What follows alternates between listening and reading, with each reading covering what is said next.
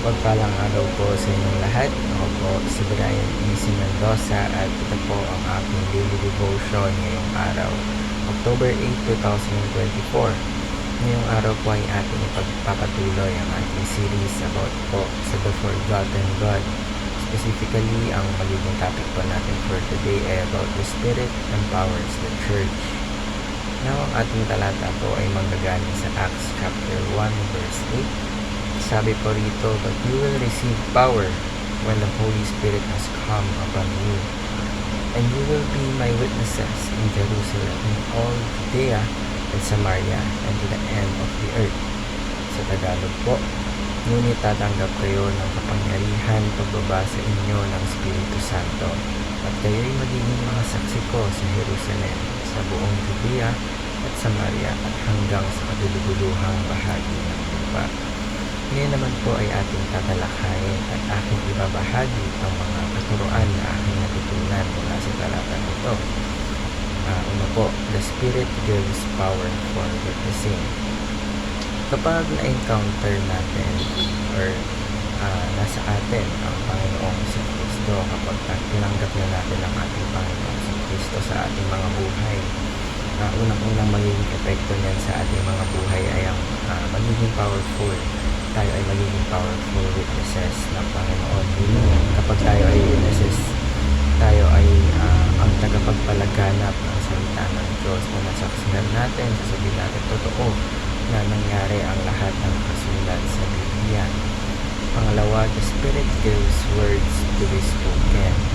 Ang Santong Espiritu ang nagbibigay ng mga bagay na sasabihin natin. Kaya huwag po tayong matakot na kasi minsan kinakabahan tayo, hindi natin alam yung sasabihin natin sa tuwing nag-share tayo ng Word of God. Pero huwag po tayo mag-alala dahil ang Espiritu Santo ang naggagabay sa atin sa ating mga sasabihin. Huwag po tayong matakot na baka tayo ay magkamali dahil ang Espiritu Santo hindi tayo pababayaan. Kaya nga po ang katuruan po natin is the Spirit gives words to be spoken. Ibukas lamang natin ang ating mga bibig at hayaan na ang Espiritu Santo ang magsalita.